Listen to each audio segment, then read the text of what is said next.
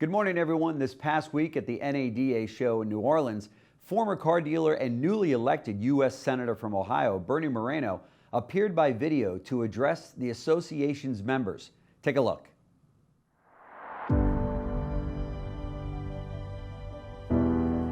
Hi, I'm Bernie Moreno, newly elected United States Senator for the great state of Ohio.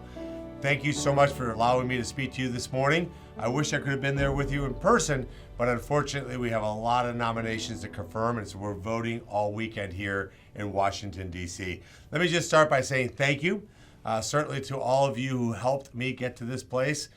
Thousands of car dealers from all over the country allowed me to win this race.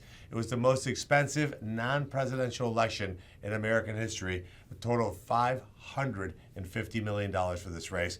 But we know how to market in the car business, and I'm very proud that I'm the first car dealer ever elected to the United States Senate. So let me start there. My perspective is very simple. The franchise model has been the most effective retail distribution network ever in the history of sales. It is something that we should honor and respect.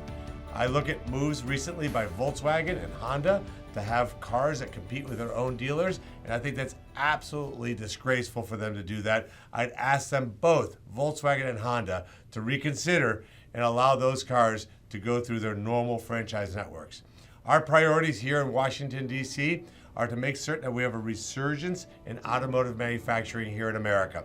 We're going to do that by giving great tax environments and regulatory environments to companies that are doing business right here in America.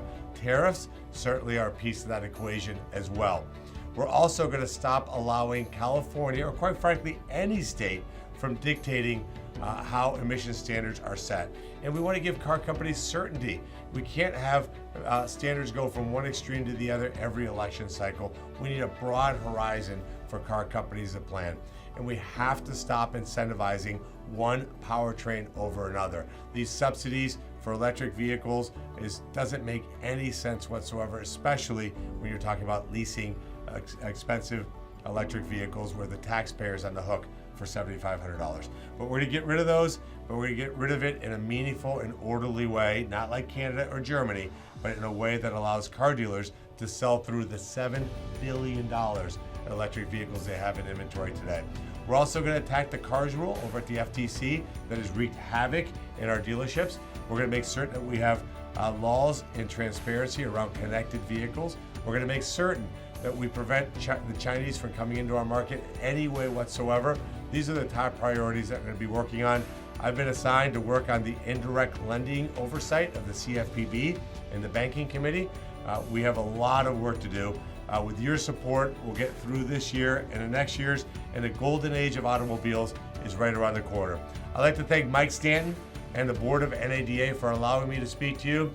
You got a great leader in Mike, you got a great convention. I know a lot of you had to juggle through different flights and cars and planes and automobiles to get there, but it's always well worth it. There's no business better than the car business. Thank you and have a great convention.